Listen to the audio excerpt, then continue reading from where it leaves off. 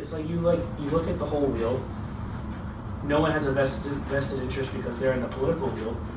It's like, how are you supposed to change? And it's weird. So, if you had a magic wand, what would you do? I would start with the education system. Definitely make it, instead of schools being funded by property tax, fund it federally and equal. So if we start with equal schooling, then hopefully through some obviously it's gonna take some time, but generations will come out of school at the same level with the same ability and same education level. So that's definitely the first thing I would touch on. Then I would look at the prison reform. That's, you got prison labor. That's literally, it's servitude. It's slavery. It's modern day slavery. You've got African Americans who are in Texas. It is actually mandatory. It's unpaid to perform prison labor. That's literally slavery. It's like the definition of it. So that's got to go. You can't be paying. Obviously, if an inmate wants to work, let them work. Yeah. That's obviously a great way to spend your time in bettering yourself and send the money somewhere they would need to go. Send it to the family or keep it in a bank account for them when they get out. Yeah. But pay them the same as you pay any person who out on the outside would be doing it, because the corporations there's no difference are going to have a vested interest in changing that because they're getting cheap labor. So incredibly cheap labor. So, and there's obviously some very talented people that are behind bars, so that they're just utilizing that. Right. And then I would also change the pop culture and stop, I don't want to say popularizing African American culture, because African American culture is so rich and just so diverse because it comes from so many different regions of Africa because of the whole diaspora. I would say just try to stop fetishizing it. Stop having these white kids running around thinking it's cool to say the N-word or get tats and stuff like that, or just act like a clown here and there, just using and embodying incredibly disrespectful racial stereotypes towards the African American community, and only when it's convenient. So only when it's convenient, and you don't experience the disabilities that they have, but when it's cool for you, you could do it. And you see it. Man, I'm definitely not quantifying it properly for anyone that's listening to this, but there's a ton of people, especially I saw this in college, and that was probably the worst experience for me because I'm racially ambiguous. So you could look at me and you'd be like, I don't know what you are, dog. So I've gotten Spanish, Brazilian, Middle Eastern, all kinds of stuff. I think it's kind of funny because I just blend in anywhere, so that's kind of nice. But I saw, in many different aspects, I see kids that are just, these average, for lack of a better term, white boys that are running around thinking it's funny to say the N-word, say some of these I don't even want to repeat them. They're just so disrespectful that they actually hurt my feelings, and it wasn't even aimed at me. So they just need to stop fetishizing African Americans and African American culture. That should be something that's enjoyed and shared, but it should by no means, you shouldn't have white girls being like, ooh, I want to try some dark chocolate or some shit. What is that? That's a weird thing. It's a fine line between enjoying and sharing, and then the line where it becomes okay, that's not really okay anymore. It's a weird one because it depends on the friendships you have too.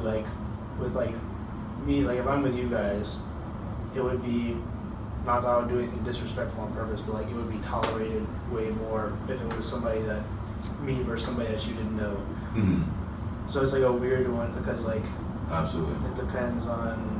And we talked about this too. It's okay, where do you draw the line with jokes? It's with us, it's if we're hooping and whatever, it'd be oh damn, your black side showing today because you almost dunked it. It's oh, that's funny, but if it's somebody that you didn't know, it's then it's oh, why'd you say that? It's a weird one because there's this weird gray area of friendship versus not. And going on that point, I think that is one of the toughest things I've been fighting with this week is this, that realizing that I had all these white friends growing up and I was really good friends with them and they were really nice to me and everything, is because, and a lot of times it was because they liked me and Samie, right? They loved us as a person and accepted us as a person, and but they despise and didn't, or racist towards black people. So we were one of the good ones, or we were some of the good ones, right? Yeah. And they loved us, but didn't despise our people, right? And I would see this all the time. People would make sketchy comments all the time, and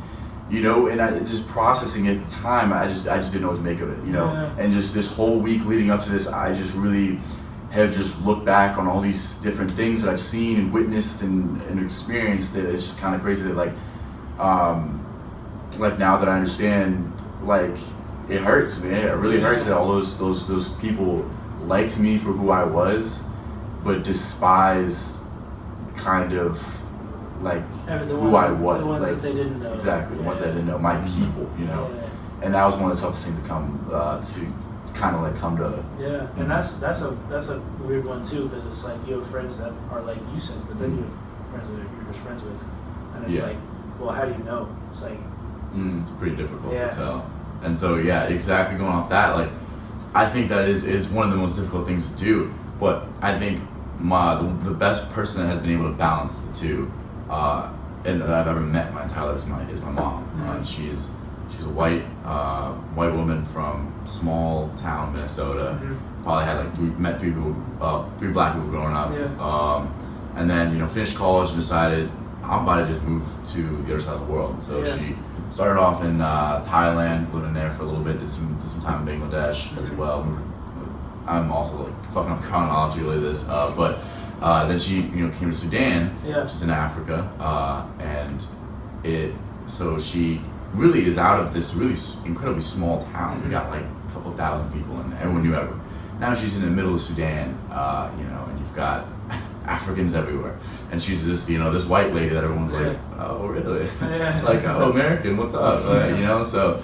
And she met my dad, and it was obviously a really cool story together, and that's really, really, really nice to hear. But even after that, coming back to the United States, she doesn't like say, oh, I can say these things because I have a black husband and because I have mixed kids.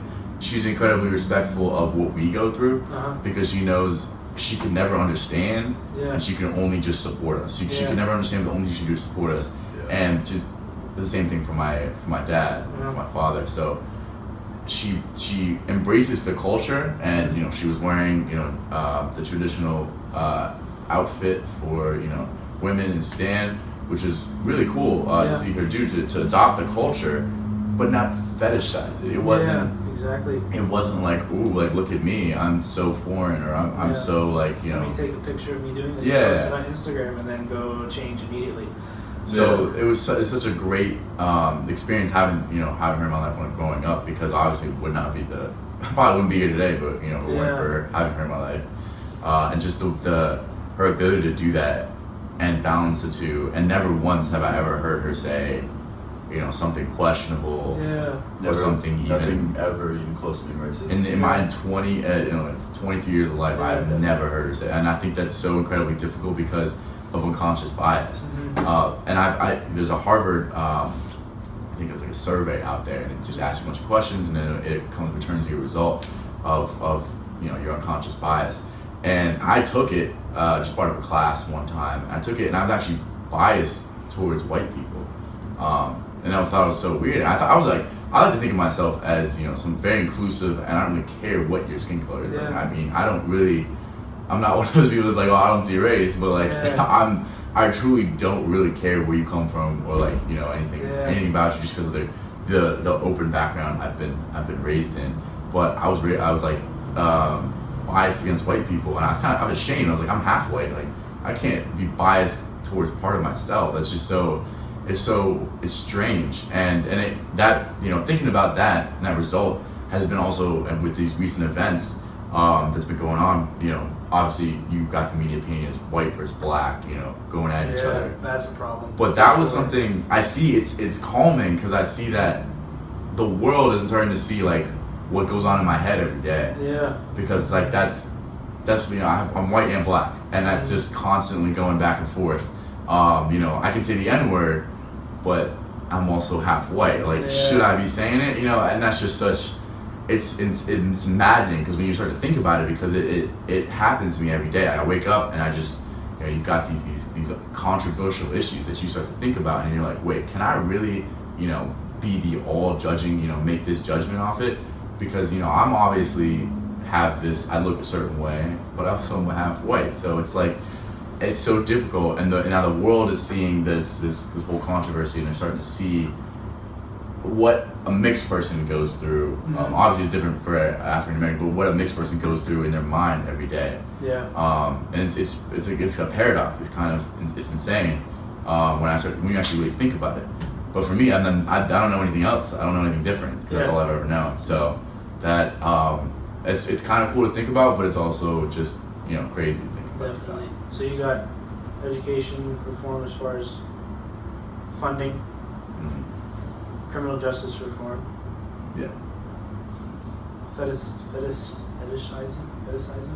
I'd say more that ties into education, but just trying to, rather than appropriating the culture, try to empathize it and embrace it. That goes within education, but I think that's such a big issue that I had to put in another category, just because like something I've experienced and I've seen. Just kind of like, if you didn't see in a rap song or a music video, you wouldn't be doing that right now. Yeah, you know? for sure. You wouldn't think that's okay to do. So definitely. And then also to go back to what your mom did, where she traveled, like she got that exposure to where, and that like the exposure to different people, to where she